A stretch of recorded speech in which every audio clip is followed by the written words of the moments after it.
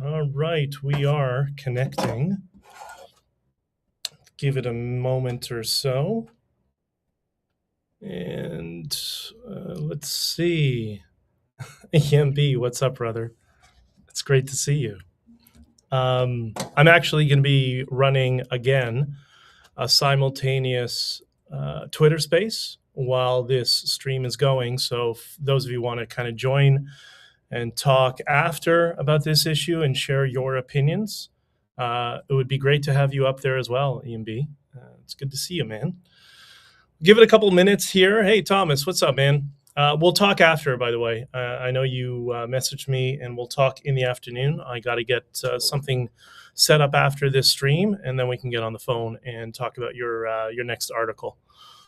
Now, let's give it a couple of minutes for everybody to gather around and come on in and join us. And this is just for those of you who don't know, like, this is not a confrontational area like sometimes Twitter Spaces can be.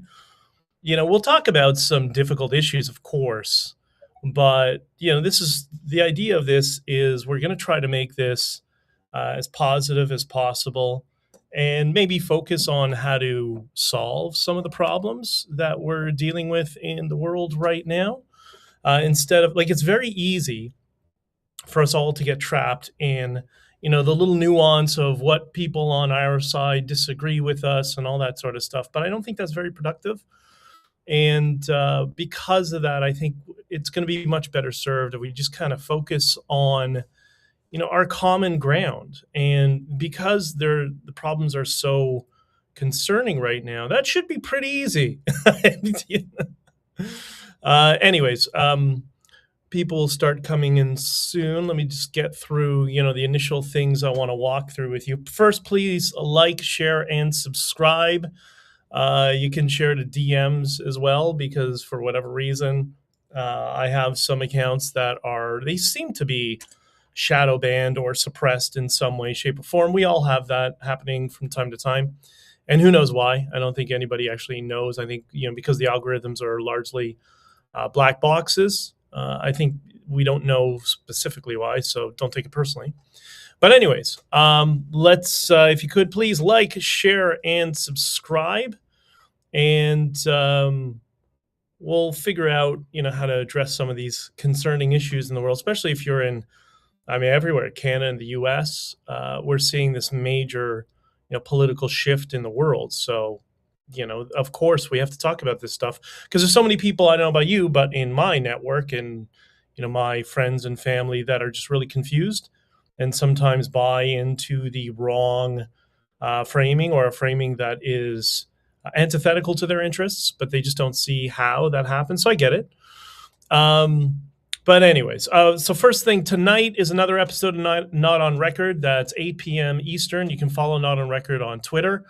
Not on Record podcast, or at Not on Record. That's the podcast I produce with Joseph Newberger, and it's about false accusations. He's a lawyer in Canada. And the reason, just so you know, the reason that's one of the podcasts that I wanted to do was because there's so many people who often interpret the law based on what they read as opposed to how the law is actually practiced. And as I've learned, those are two very different things. And any good lawyer will understand that, right? So Not on Record tonight at 8 p.m. YouTube and Spotify usually releases the next day or so. And I may start releasing the video version on Spotify as well. I think that's pretty much queued up. The other things I want to ask you about is Discord or locals, or both. I don't know. So right now we're streaming to locals. Discord, if I start incorporating that over time, it might even allow people who join the Discord to actually join the stream and come in and ask an audio question, or maybe I'll just do a separate, stream specifically for that, because I'm getting a lot of email messages and DMs and questions, ideas, things people want to share with me. And I thought, well, maybe if there's a way for people to do that during the stream, that might be advantageous. So I don't know. It's your call. You tell me what you think. Also, if you want to support me, obviously, through locals or Substack, those are the easiest way.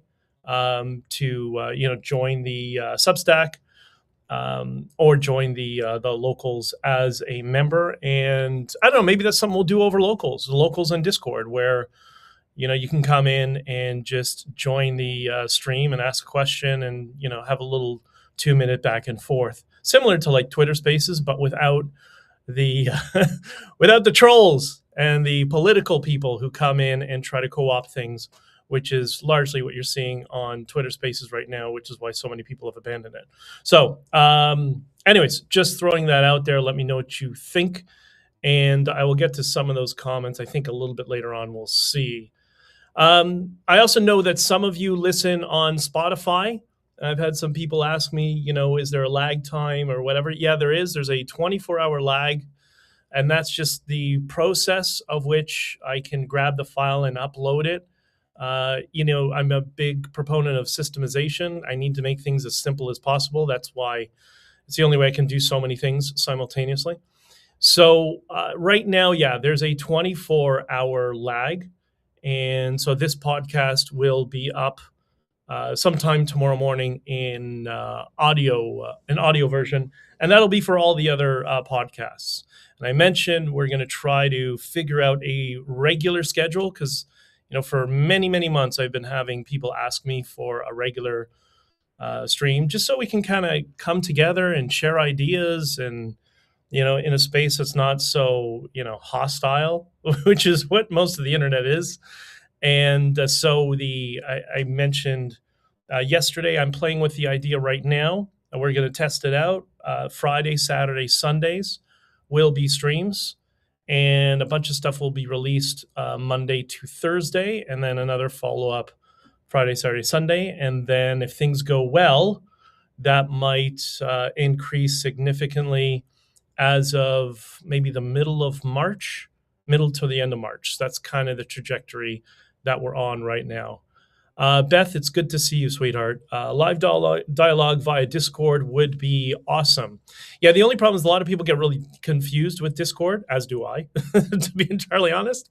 But I think there's a way. I know Matt does this. Matt Christensen does this on his podcast, where he kind of incorporates the audience into one of his weekly streams. So I think I'll be able to figure it out, and maybe I'll reach out to Matt and ask him for some ideas. So anybody else who's here, you'll probably see online, if you're on X, there's both the stream and a Twitter space, and that Twitter space will be kind of for the afterwards for us to come together and talk about a few things. I posted an article. The Supreme Court ruled the Emergency Measures Act, Canada's martial law. And by the way, all our political nerds and lawyers get so angry when I say that, which is why I do that, because so many of them are just autistic, like all the people in politics. It's not martial law. Well, yeah, it is. It's Canada's equivalent to martial law. Anyways, the Supreme Court ruled that the EMA was illegal and unreasonable. That article, and by the way, that was a humiliating loss for Trudeau and Carney, or the Trudeau-Carney regime. It's now up on Zero Hedge, so you'll see the articles on Zero Hedge, National Telegraph, my Substack, bjdictor.substack.com. There's a lot of people, by the way, who are watching this live on Substack. That might be one of the areas where we can incorporate this interactive stream, which is why I'm putting a lot of attention on Substack. I think Substack's where the future is. And National Telegraph, Daily Bell, I don't know, a bunch of places. You'll see it all over the place. And apparently it's been sent to mainstream news in the Netherlands, according to a contact of mine. So we'll see what happens with that. And my question is, I don't like to do this because I don't like to make my life complicated with negativity and toxicity, but should I sue the Canadian government, Trudeau, Friedland, of the maniacs in cabinet personally for what they did by breaking the law? I mean, they broke their own laws, and people like myself and others, we deserve remedy for having all our accounts frozen. I'm still blocked by PayPal, by the way, because of those people. Maybe throw PayPal into the lawsuit as well. Should I consider doing that? I don't know.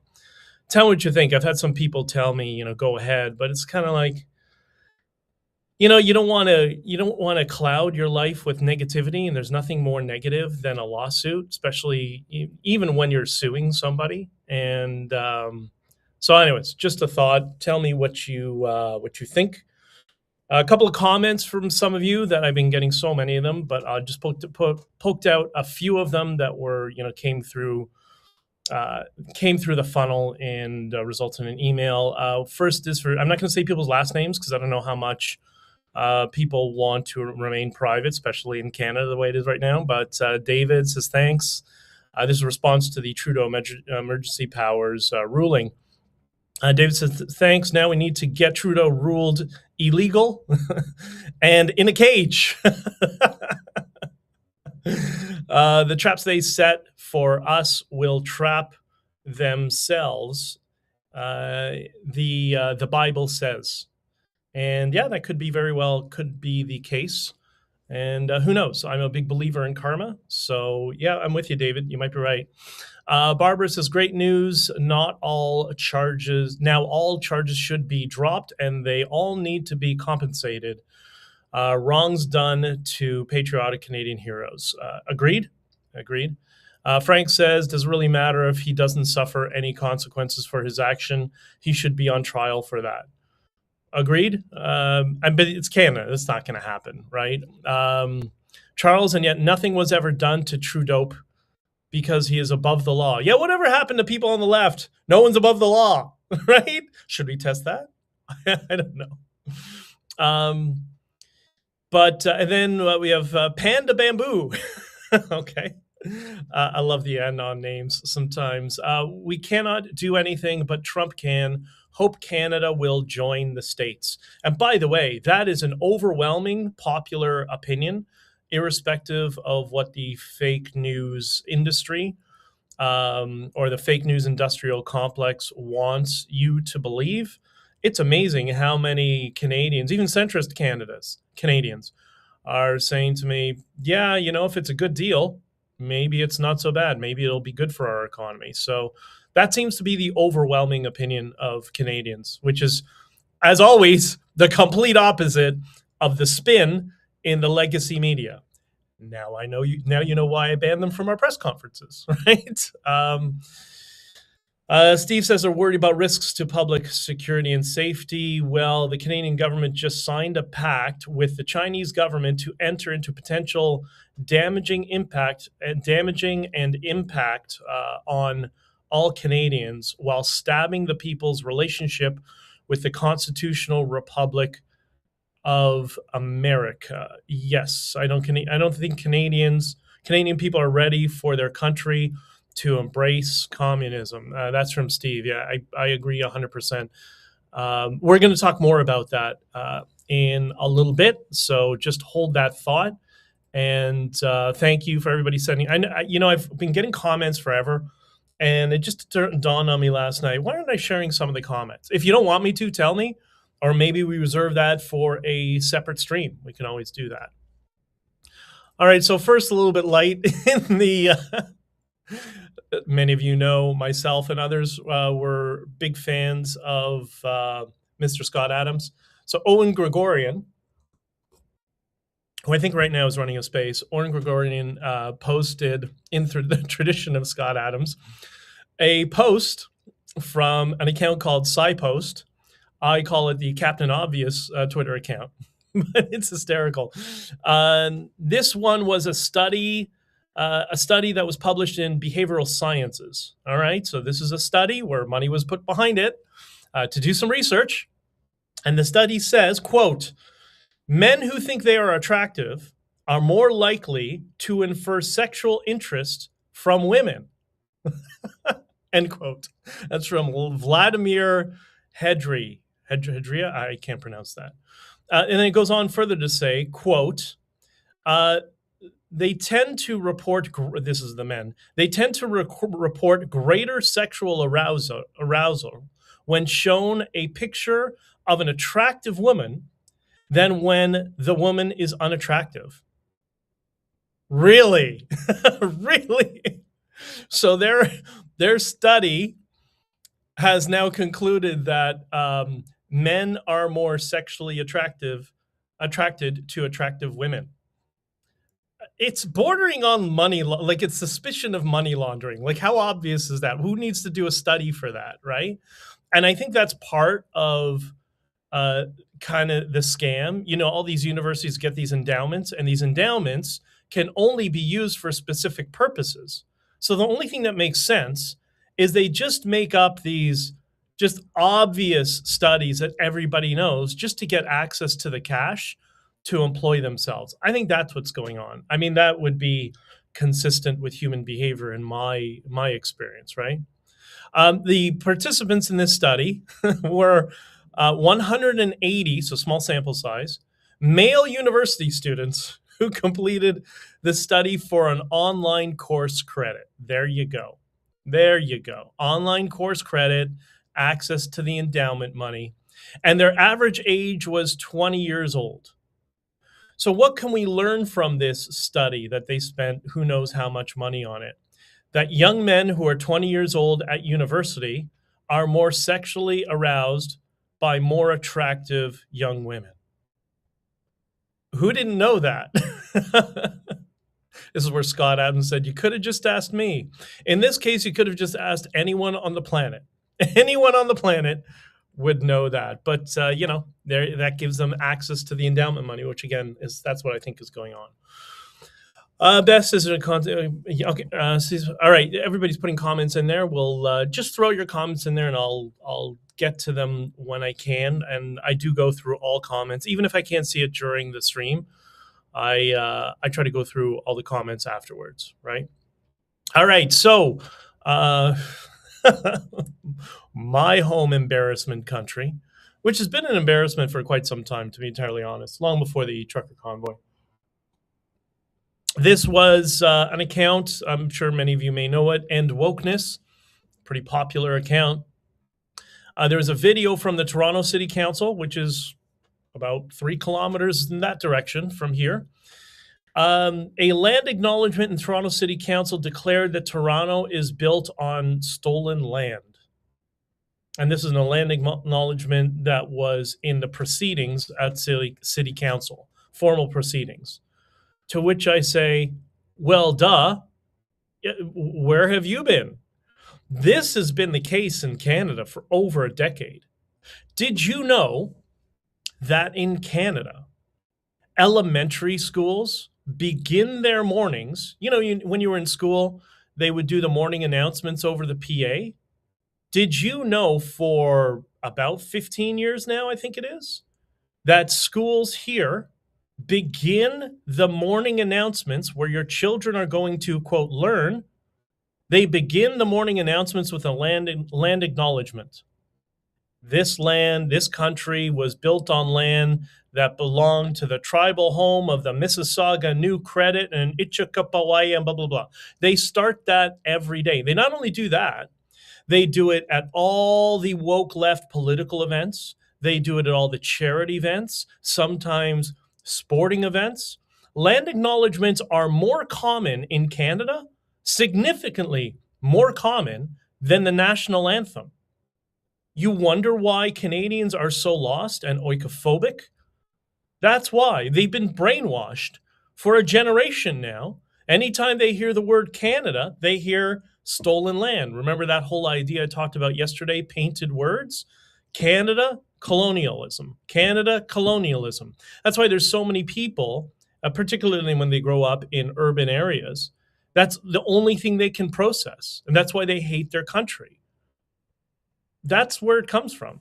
Repetition is the mother of all brainwashing. So, and when you can do it when kids are young, before they have they've developed their cerebral cortex completely, which I think happens by the age of 25. They don't have a strong critical faculty, so they're able to absorb anything, any idea. That's why they focus on children. That's why the communists and Islamists all got involved in education, applying to school boards, running for school treasurer, because the goal is long-term brainwashing of the society. That's what they're doing. right? They won't say it overtly, and many of them won't understand that they're doing that overtly. They think, oh, we're just lived on stolen land. But yeah, this is generational brainwashing. And I think my generation was Generation X, and maybe half of millennials were spared from this, but Generation Z has not. That's why you see such a divergence. You see the ones that are completely lost and completely woke, and then you see them on the other side, and some that even go to woke right. That's why they're so defiant, because of all this nonsense, right? Um, Anyways, in my opinion, land acknowledgements should be banned. And you should all, if you ever hear a land acknowledgement, start screaming and yelling. It's the screaming and yelling part now. At this point, you need to be as disruptive as possible anytime you hear any of that bullshit. It's time for a little bit of rules of radicals on our side as well. Bring fart cushions. I don't know, just be as disruptive as possible. If you ever hear a land acknowledgement, that's kind of my suggestion to you. It might be a little harsh, but we're very we're very concerning times right now, so we got to do something. That's what I would start with myself. So, Mark Carney, I don't know if you think this. I'm starting to think this.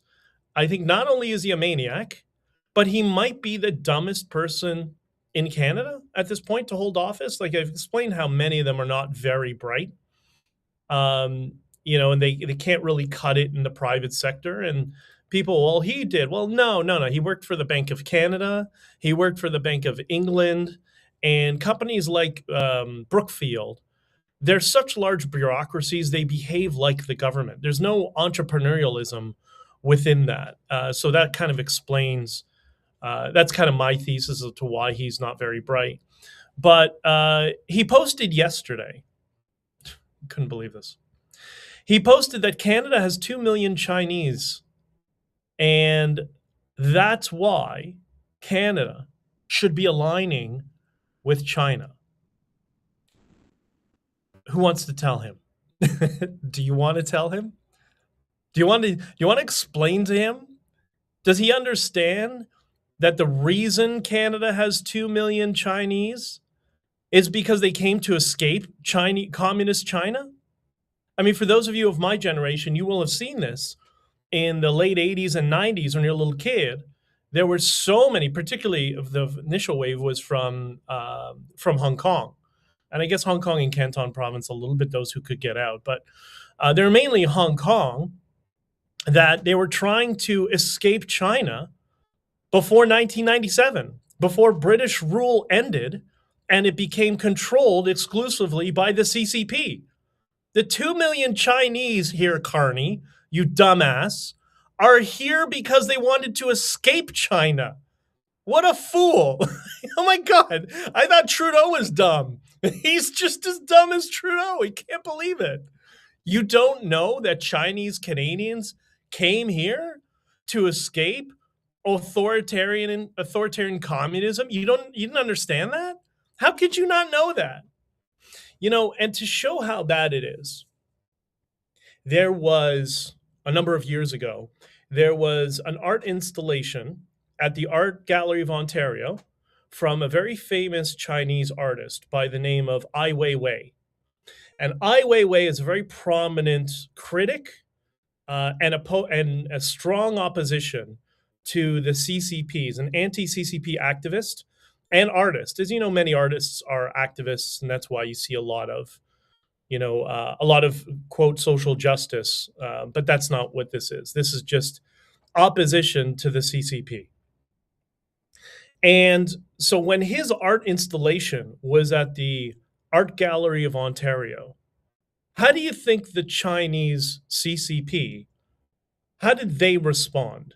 Do you know what they did? They did exactly what the Pakistani ISI does in Canada right now to the Pakistani community. What they did is they had Chinese operatives from the CCP or intelligence officers or PLA officials were in attendance every day at the Ai Weiwei installation at the Art Gallery of Ontario. And what they were doing is they were screening for Chinese people that came to see the Ai Weiwei installation. And they were trying to take pictures, screening of people that came in and whatever. And the reason was to see if those people in Canada still have family back home in China so they can arrest them. That's why. So if you're a Chinese Canadian, you're anti-CCP, and you go to the Art Gallery of Ontario to an installation, you are putting your family in China at risk. Bet you didn't know that. Everyone who's Chinese in Canada knows that. Every single one of them. And this is Mark Carney's new reliable partner, right? It has all the attributes of the Soviet Union, including the fact that it's collapsing, and the mid-century Germans. You have the attributes of communism and the attributes of fascism simultaneously. The means of production have shifted in China to the fascist model, where the government controls the corporations indirectly. Well, the corporations directly, but they don't own the corporations. It's not nationalized. I mean, many of them are, but. And I wrote an article about this that was, I think it was also in Zero Hedge a number of months back, how Chinese-run businesses in Canada are direct access to the CCP to weaken the economy here by destroying competition, by subsidizing business losses in Canada. How stupid is this man? Really? Like, it's remarkable. It is, all those years, my friends in the United States would make fun of China and say, love you guys, but you're really dumb. Do they got a point sometimes? I don't know. Maybe. But so what Mark Carney is doing is he is opening the door for targeted harassment of Chinese Canadians who came here to escape the Communist Party. Anyways, it's just crazy. On top of all the geopolitical ramifications from the United States, let's just talk about the Canadian Chinese community here, right? But there's obviously much greater ramifications. And I can tell you already from what's happening in transport, Canada is going to have a major economic crisis in 6 months from now. Major. I can see what's happening with cross-border traffic and cross-border trade. It is significantly down, and everybody knows it. But thankfully, I'm in the tail end of that. But it's going to get really rough out there for some of those people. All right. I love your comments. Yes, Beth. You're amazing. I was told not to read the comments in the middle of the stream because it's distracting to people who are listening on Spotify. So that's why I'm going to do it. We'll go over things later on. All right. This was funny. There's an account on X called Prairie Centrist. Yeah, because there's a lot of centrists in the prairies. It's a liberal staffer, right? So many of these accounts online. You can tell the liberal staffer accounts when they're only posting 9 to 5, Monday to Friday, right? Friday, 5 o'clock runs out, boom, no longer posting anything. That's a staffer. So this account is discussing the next topic we're going to discuss related to this, which is idiot Mark Carney in Doha, Qatar. Qatar, whatever it is. Now, you can pronounce it different ways. I don't really care. It's an irrelevant country. It's a gas station. And I think it should just be invaded, to be entirely honest. But the quote from this account is mocking criticism from other people who say no one takes Canada seriously. Quote, no one takes Canada seriously. And then it goes on to say, pictures of the Canadian flag in Doha. And that's quoting an account called Marina Staviskriniv, whatever her name is, I don't really care. New York Times propagandist who clearly is ultra-left and brainwashed, says, the Qataris have splashed the maple leaf all over Doha, including the largest I've ever seen projection onto a huge building. Okay. So if you haven't seen the pictures, it's exactly what she just described, and there were Canadian flags all over Doha. By the way, just so to start off the bat, Doha is the Muslim Brotherhood. That is the epicenter of global terrorism from the Islamic world. That's why Yusuf Qaradawi was living there. That's why the Hamas billionaires were living there. That is the epicenter of terrorism. They've become the bank and money launderers for places like Iran and all the other proxy Islamic terrorist organizations, right? But what's interesting is I saw this dirty smear merchant at the New York Times. The Qataris have splashed the maple leaf all over Doha. And I thought to myself, how are these people in politics and or journalism? And they don't know how the world works. Like they just have such just basic understanding of how the world functions. No clue. It's like you're dealing with a 5-year-old in an adult body, and maybe that's a cause of helicopter parenting. I don't know. This is not an endearment of Canada. The Middle East works very different than a liberal democracy like Canada, or what was a liberal democracy, the UK, but they're pretty much done. This is not a symbol of endearment for Canada. You have to look at, we talk about framing of the world and different framings of how we view things. The frame of the Middle East, which is different from ours, it's a very binary frame. It's dominance and submission for everything. Business deals, relationships, everything is BDSM in the Middle East, right? This is an expression of dominance. That's what they're doing. Qatar is trying to signal to the Muslim world that they own Canada. That's why there's so many big flags there. They're trying to show they've taken over Canada, which one would say, if you have enough experience in politics behind the scenes, you can see a lot of their support within the Canadian legal system, Canadian politics, all that sort of stuff.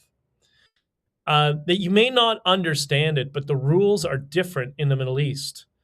When it's similar to when you know how sometimes you see a random jihad activist, whatever, is taking a picture with a politician, and the politicians always say, "Oh, it's okay, we have them under control."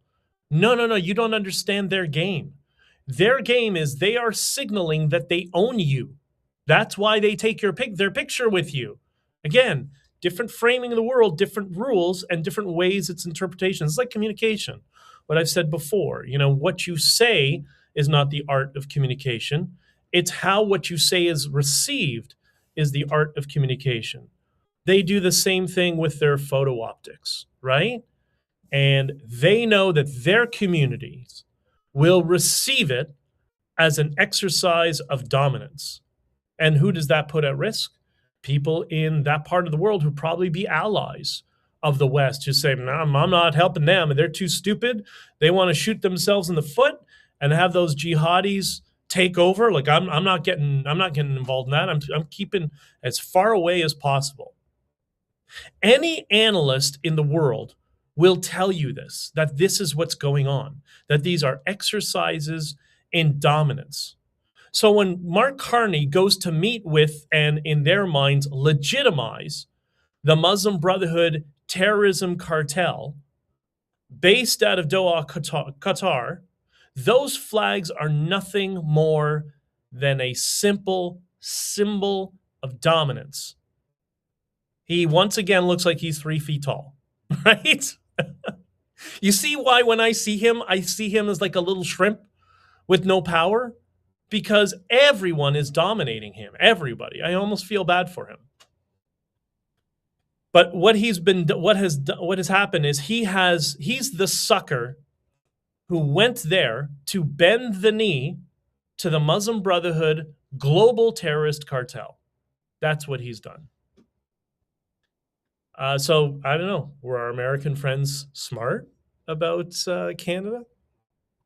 Mm, yes, wildflower, 100%. Yeah, we're getting to the same conclusions. I mean, many of you understand this, but it's amazing how many people don't understand it because they live in a world where they just things don't bother them, which I guess is great sometimes. But you also have to live in reality to some degree, right? You can't like I like to be pretty positive, and even in this, yeah, I'm quite positive. But you also have to acknowledge some of the negative things that happen because that's the exercise of life is working through those challenges, right? You treat it like a game if you have to, but you don't get so I don't know. It's just it's really frustrating. Trump on Greenland continues. Interesting. There was an account today that posted, and it's called "Today in History." And you know what the account in Today in History posted? January 17th, 1917, the United States purchased the Virgin Islands from Denmark for $25 million. Ironic, isn't it? Nothing like this has been done before in history. Well, turns out it has many, many times, right? And I love this post from the Dark Knight tweet. It's so true. He says, "The left is telling me Greenland can have sovereign borders, but America can't. That's weird." Remember that? Remember they also did this. I mean, it's interesting how they're so fiercely defending the borders of Greenland now, all of a sudden, and it's coming from the people who are anti-border. Didn't they do this during COVID? Remember leading up to COVID, the Great Reset, all that sort of stuff? You even heard Zuckerberg talk about this, that there's going to be open borders all over the world. And then COVID hit, and then all of a sudden, everyone, because prior to that, if you believed in sovereign nations, you were racist. COVID hit, then all of a sudden, not only did they love borders, but they wanted to lock you within them.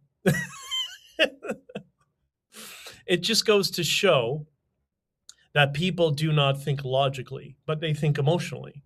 The people who kind of got on board with this stuff. It's just always ironic that people who supported all this stuff, they're in this state of the suspension of critical thinking where they're unable to follow the logical sequence that, wait, all of these open border people just sealed all the borders so we cannot travel. Right? And then they say, oh, we're the party of science. But what's a woman? Right? that's a construct. Idiots. But anyways, and this is largely because people are programmed that way. It's really not their fault. Again, repetition is the godfather of all persuasion. And when you hear things enough times and everybody around you believes the same and you're in an echo chamber of social proof, then yeah, everybody's going to believe it. And unfortunately, that's what they're being subjected to. So, but what's interesting about all this Greenland stuff is now, we joked the last time, and you've seen everybody's ridiculing them all over the internet, that the Danes sent in a bunch of troops, but because they don't have any military aircraft, they had to charter an airliner. That's their army. Okay, great. And there's something like France said 2 people, the UK said one guy by alone. I mean, listen, many people when they have a cat, they buy 2 cats so the cat doesn't feel lonely. You couldn't send a second soldier from the UK, just one guy hanging out by himself. Poor guy. I feel for him. So anyways, they have now responded first with sending half a busload of people to Greenland for, I don't know, something just to watch, I guess, is what it looks like. And the next threat now is that the U.S. will be kicked out of NATO. Let me say that again. The threat to Trump and the United States is that if they act on Greenland, They will be kicked out of NATO. There it is. That's where we are. This is what we're going for. Are you starting to see it now? So it's France, Germany, Norway, Denmark, a handful of countries, not Italy, as we've noticed, that are, I think the UK as well, threatening to kick the US out of NATO. Now, why is this important? Firstly, the US pays 80% of NATO, something Trump has always complained about. And he has always threatened to cut off NATO's funding completely. Did they just fall into his trap and give him everything he wants? An excuse to leave NATO? And there's many reasons that Trump wants to leave NATO, and it's not just because of the money, although that's a big part. You know, Trump starts with money first and then works his way back. But there's something else that's been going on with NATO for some time that people have been very alarmed with in the Western world. Turkey is a NATO country. Turkey is also now governed by the Muslim Brotherhood, just like Qatar. Some analysts believe that Erdogan has replaced Yusuf Qaradawi as the spiritual leader of the Muslim Brotherhood globally, and he's the country. That's why he always does this. When he gives this symbol, that's the Muslim Brotherhood, right? Number one, ISIS. You sometimes see that from brother people. That's Muslim Brotherhood, right? These are terrorists, by the way. Actual flying planes into buildings, blowing themselves up terrorists. That's what these people are, okay? And Turkey is a NATO member and has been off and on again threatening Israel and other other nations as well. But the Muslim Brotherhood, which is the Turkish government, which is Erdogan, has been. This is why it's so dangerous and deceptive. They've been trying to, over time, build the foundation through propaganda and through political moves to set up NATO to get into a war with Israel. That's how crazy they are. So obsessed with Israel. They're obsessed with it. And the reason is because they're too weak. They can't defeat Israel on their own. Sorry, Muslim Brotherhood, you suck. They cannot defeat. And by the way, there is no way of removing Muslim Brotherhood Turkey from NATO. This is when I was down in Florida last year. There were a number of people people adjacent to the administration giving presentations on the severity of this situation. There is there's no way to remove them. I don't think it's something that was ever considered at that time.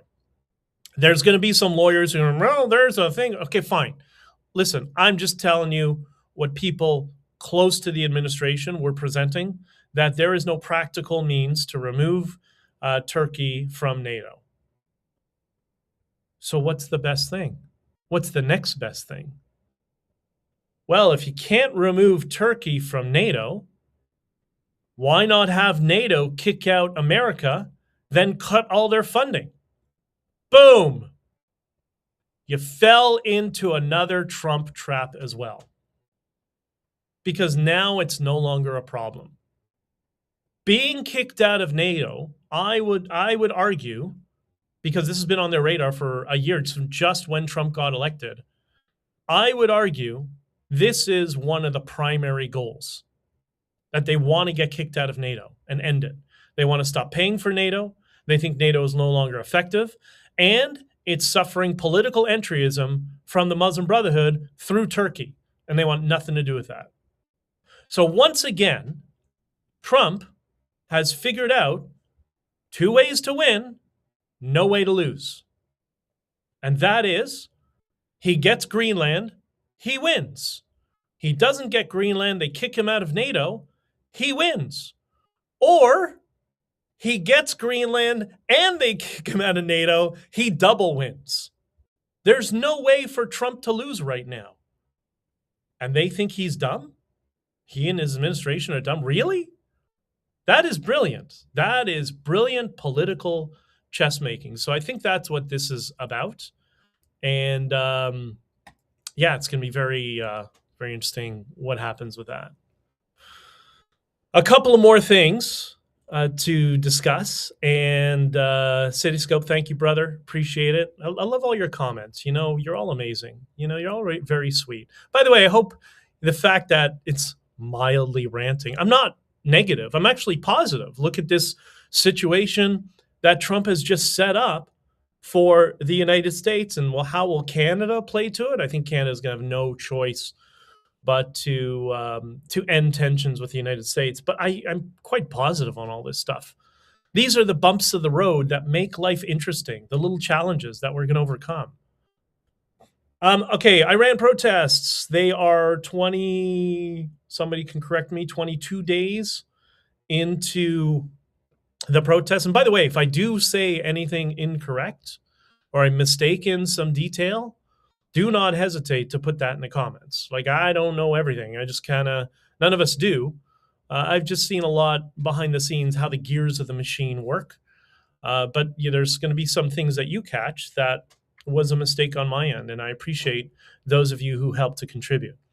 So the Iran protests, I think they're 22 days into the protests. And new videos have now leaked as well, showing the protests have not stopped. They have accelerated.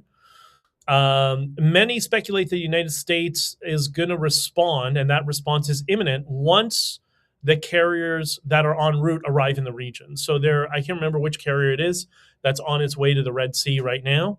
And then once they are there and stage is ready, that's when you're going to see things are going to happen. My guess is it will be very quick and decisive overnight on the weekend. And you won't even have seen it happen. You'll wake up and then all of a sudden, everything is different there. That's my guess, right? And Trump said yesterday it's time for new leadership in Iran. So I think he's, slowly dripping out, drip, drip, drip, which is how he often operates. It's brilliant because that normalizes these ideas. That's how you normalize, taking over Greenland, which, by the way, Trump is not the first president to want to. This idea of taking over Greenland, and there's 4 different presidents. I can remember Truman was one of them, but 4 other presidents who also wanted to take Greenland or buy Greenland or whatever. He's just and I think I know why. We'll talk about that another time. Aside from all the reasons we know, the geopolitical, strategic regions, security regions, just a bunch of reasons. But there's also, I think, some personal reasons for him too, which is very interesting. But so Trump has said yesterday it's time for new leadership in Iran. And what's frustrating sometimes, some of my libertarian friends, some of them are more isolationist, and we have these conversations. The problem is they've never lived in an area controlled by narcos or paramilitaries or religious police or gangs. They live a little bit in a fantasy where they think the entire world is the United States. I can tell you, for somebody who's lived in different places around the world is not like the United States and Canada. The world has very different rules all over the world. And I personally think this extremist, isolationist perspective, I think it's a very childish worldview, in my opinion. Now, I understand what motivates them to get to that point, and the motivation to get there is not unreasonable.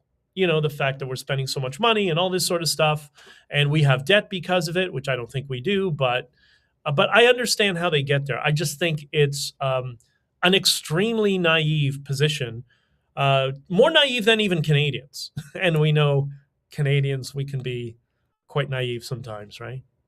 But anyways, so yeah, we'll keep an eye on I think this week is probably where we're going to see some action on the front of Iran. And hopefully the people of Iran will be freed. And boy, is that going to be a problem for China and, well, now Canada, I guess. Maybe that's why they needed this strategic partnership. And you're going to watch how quickly this happens. If Iran goes very quickly, if he hasn't done it already, what's Mark Carney going to do? jobs in Western Canada, people are suffering, the economy is harsh. What we need to do is we need to tap into our natural resources. We're going to need to tap into Canada's abundance of oil supply because we're one of the leading countries in oil and fossil fuels, and we should be utilizing it. You're going to see him do a complete 180 from the position of the Liberal Party and try to sell it to his base. Why? Because China gets 70% of its oil from Venezuela and Iran. So how are you going to operate your country? How are you going to invade Taiwan? How are you going to attack and engage in a war with the United States if you lose 70% of your oil supply? And our idiot steps in the line of fire and says, okay, we'll do it. It's so crazy. So crazy. Anyways, we'll see what happens with that. 2026 is off to a very spicy start. Buckle up, eyes wide open. Yeah, but you know what? I agree. But that's kind of what makes life interesting. Like, I don't see things usually so much as problems, but interesting challenges that we have to overcome. And I think you're seeing change in the world that's going to be positive over the long term. And inevitably, there's going to be friction. Anytime there's massive change, there's going to be massive friction, which is, that's what we see. Thomas, hey, BG, sounds good to me. Right on, brother. Okay, the last thing, something I talked about a few days ago, and we're going to talk more about this later in the week on the next stream. There was a channel I was just watching. Remember I talked about the far left MAGA copycats that should have us all very, very concerned? And I showed a flyer from a block party of basically dressed up PR agents who were streamers who got, captured by the left side of the political establishment. And they're going to be basically Stalinists with a Southern accent or a rural accent, right? They're going to try to sell communism under the emotional veil of I'm just like you to people in rural communities. That's what we're trying to do. So there's a channel that I just came across called Trucked Up EV. The name of the channel is Trucked Up EV, and I posted one of the this segment that I was watching. And it's exactly what I said is going to happen. And not just me. It's not my original decision. There's a number of us who've been watching the far left MAGA copycats. Nicholas did an excellent video on this. Nicholas, something Greek that's impossible to pronounce, just like Stelios. I love you, by the way. Shout out to Stelios from Lotus Eaters, but same idea. I'm sorry, way too many consonants and too many syllables. But no, anyways, Nicholas is brilliant. And he kind of did an in-depth analysis of what all of us have been seeing on the emergence of far-left MAGA copycats, right? And this will be how the leftists take over the momentum from conservatives who have become the counterculture for several years now. So this particular channel, Trucked Up EV. Now listen, I'm a car guy. More than anything, actually. And I know lots of car guys, and I know lots of guys who are in the trucks. We're talking pickup trucks and stuff like that, F-150s, all that sort of stuff. Those guys don't like EVs. I actually like EVs. They don't. They want to drive their truck over every EV that they see. They hate it. Yet here's a channel, Trucked Up EV. Isn't that interesting? And the whole premise of this was congratulations to Mark Carney, because Canada now has a reliable partner in China. And it's really, if you understand propaganda, you should watch it. Okay, you can see all the subconscious clues that are put into this video to brainwash. Because remember, you brainwash people through the subconscious, not the conscious mind. And what does he have? He's got, your he's Canadian, but he's got a very Canadian kind of rural accent, you'd say. I wouldn't say he's from Toronto. He might be putting on an act. In the background, he's got his guitars. He's got his Stratocasters and Dobro. I think he got a Les Paul. Now, these are all signals to show I'm just like you. I like the same music as you. He's got that, aw shucks, I'm just a working class guy like you, pushing communist China propaganda, praising Mark Carney. Selling himself effectively, by the way, as very reasonable. And the big three sold out Canada. We gave the big three everything they wanted for generations, and they sold us out because the administration sold us out. So what he's doing is called pacing and leading. So he's trying to pace the framing that people have right now and aren't sure where to go. And he's trying to lead those people into, oh no, China is our good partner. Remember, the 2 million Chinese in Canada came here to escape communist rule. But this dingbat is trying to promote it, right? And he's using a very long list of the persuasion stack. Pacing and leading is one of them, for example. The repetition, because he says it over and over again. And he says it over and over again in different ways. So if your subconscious doesn't pick it up the first time, it's going to pick it up in a different framing. This is a fake account that is staged. This is political propaganda, intentional, and it is very persuasive. And people who don't understand these tactics, people who will be in rural areas, who will feel like this guy seems reasonable, he's pacing my opinions, yeah, he's got a point, I may not agree, but he's got a point, those people will switch.